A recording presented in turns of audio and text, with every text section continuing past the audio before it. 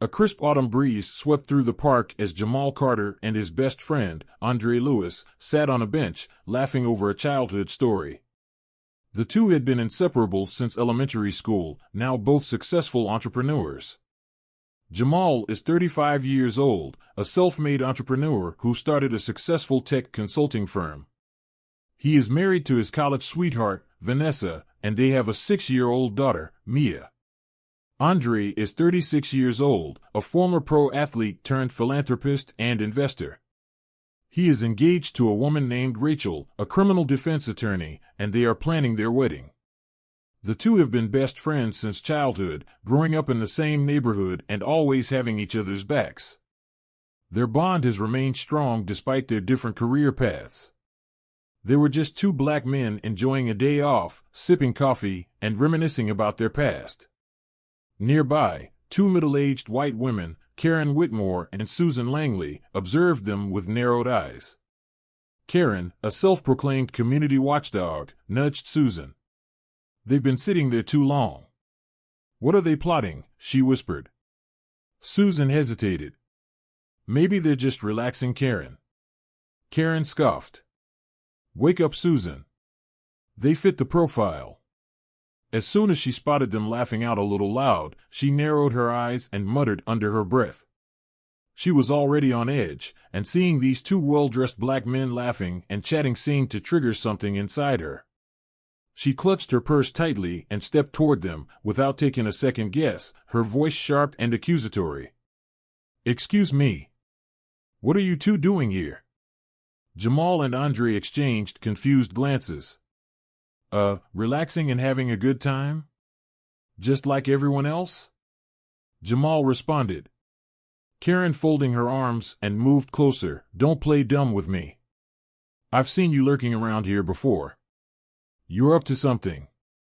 Andre let out a small laugh, shaking his head. "Lady, we don't even know you. We just came in for some relaxation." Karen scoffed and glanced around, her paranoia growing. She noticed that a few people far away in the park had started watching the exchange. She hissed, "I'm not stupid. You people always act innocent until something happens. I bet you're planning to rob us in this place." At this point, Jamal's patience was running thin. He took a deep breath, keeping his cool. "Look, ma'am, I don't know what your problem is, but you need to back off. You're making a scene." That's when Karen's voice rose dramatically, drawing more attention. Andre in disbelief asked, "Are you serious right now?" "Let them be, Karen," Susan said. Determined, Karen pulled out her phone and dialed 911. "Yes, I'd like to report two suspicious men in the park. They've been loitering for a while, and I think they might be dealing drugs." Meanwhile, Olivia, a jogger, was earlier jogging past when she saw the whole thing unfold. Sensing something was off, she immediately pulled out her phone and began recording unknowingly to Karen. Karen and Susan, now a little away from Jamal and Andre, waited for the cops to arrive. Within minutes, two officers arrived. Officer Bradley, a seasoned but impartial cop, and Officer Reed, younger and eager to prove himself. "That's them, officer. They tried to corner me." Karen pointed at Jamal and Andre still seated, but a little concerned. The officers approached Jamal and Andre, their presence commanding attention. Bradley's voice was firm. "Gentlemen, we received a report about suspicious activity." Andre sighed. "Suspicious? We're just sitting here drinking coffee." Reed's hand rested near his holster. "We need to check your IDs." Jamal calmly handed over his ID. "Officer, is this really necessary? We haven't done anything." Karen and Susan watched from a distance, arms crossed, smirking. Reed inspected the IDs, then turned to Bradley. "No warrants. Both clean." Karen, emboldened by the officer's arrival, stepped forward. "Check their bags. I saw them handing something to each other." Bradley glanced at Jamal and Andre, sensing the racial undertones in Karen's tone. "Ma'am, unless we have probable cause, we can't search their belongings." Karen fumed. "Then I'll film this." The city will hear how two thugs get away with crime because of weak policing. Andre clenched his fists. Thugs? Jamal placed a hand on his shoulder, calming him. Let's not give them what they want. Reed, still trying to assert control, stepped toward them. Sir, we just need to clarify some things. Would you mind if we ask you a few more questions at the station? Jamal exhaled sharply. Absolutely not. If you're detaining us, say so. If not, we're leaving. Bradley sighed, rubbing his temple. Reed, let's take a step back. Just then, a jogger approached. Olivia Martinez. Olivia, a freelance journalist and avid runner, who had been running past when Karen called 911, pulled out her phone mounted on her sports armband while jogging, as she often records her routes for her fitness blog. When she saw the confrontation escalating, she instinctively turned on her phone's voice command to start recording. She later stopped running, stepped back behind a tree, and zoomed in to capture clear footage of the incident. Officers, I recorded everything.